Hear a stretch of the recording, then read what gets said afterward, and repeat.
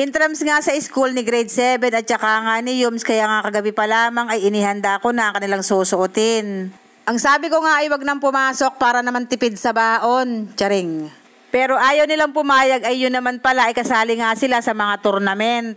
Si grade 7 nga ay kasali sa ML tournament at si Yums naman ay kasali sa basketball. Hindi man sila masyadong achievers pero active naman sila sa mga activities sa school. Nung isang taon nga, nung grade 10 pa lang si Yums, ang sinalihan naman niya ay track and field at nilaban nga iyan doon sa may Cardona. At nag-uwi nga sa akin niya ng medalya dahil siya nga daw ay pumangatlo, ay hindi na masamahan eh.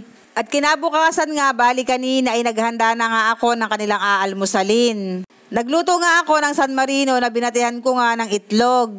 Isinama ko na nga rin sa aming almusal itong menudo pati na nga itong imbutido. Ano ba naman, di na kami naubusan ng imbutido. Charing. Birthday nga kasi ng mama ni Kim at yan nga ang kanyang uwi. May kasama pa nga yung spaghetti pati na nga ng maha. Ginising ko na nga rin sila at ang nauna nga gumising ay si ABM, kaya nga eto kumakain na. Aalis nga si ABM kasama ang kanyang mga kaklase at kailangan nga niyang manood ng stage play sa kanilang school. Ang lahat nga daw kasi ng pupunta at manonood ay exempted na kaagad sa may exam. Kaya nga ang sabi niya ay manonood na lamang siya para naman siya ay exempted.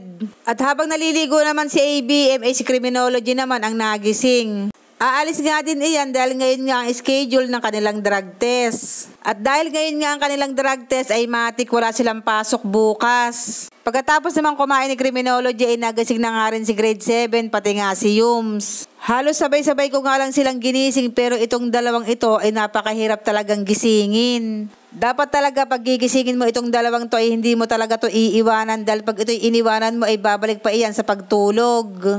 Pagkatapos nga nila lahat kumain ay nauna na ngang gumayak pag alis si criminology pati na nga si Yums. Ang akala ko talaga ay maagang aalis si criminology kaya nga hindi ko pinasabay si ABM. Ang sabi nga niya sa akin ay 5:30 nga daw siya ng umaga aalis dahil mahaba nga daw ang pila ng mga nagpapadrag test. Kaya nga ang sabi ko ay sige ay wag mo nang isabay si ABM. Sumunod na nga rin umalis si grade 7, dapat nga kanina pa yan kasabay ni Yums, yun nga lang ay kanina pa kami ikot ng ikot dahil naghahanapan nga kami ng earpods pati na nga ng power bank.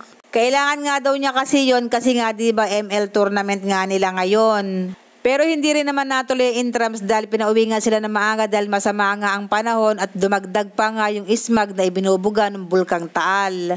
Si ABM na nga lang ang hindi pa nakakalis dahil kanina pa nga namin inaantay si Ignacio dahil doon nga siya sasabay.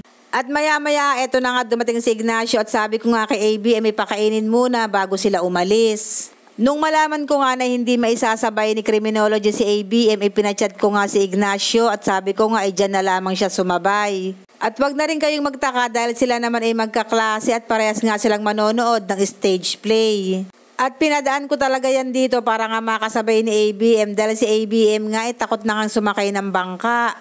At nung makaalis na nga silang lahat ay tsaka pa lamang ako napabuntong hininga. Isinunod ko na nga ang paglilinis at pagkatapos nga ay lumabas nga ako para tingnan nga itong aming mga alaga.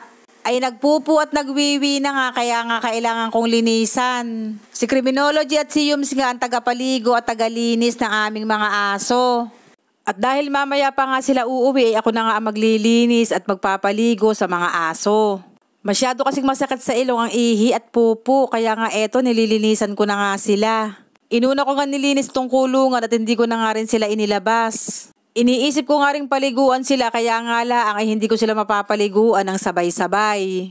Kaya nga ang ginawa ko ay kumuha na lamang ako ng tabo at nagsalin na nga lang ako ng sabon nila tsaka ako nga isa-isang ibinuhos doon sa may kulungan. Ang sabi ko nga ay bukas ko na lamang sila papapaliguan ng maayos. Ay iyon lang, salamat.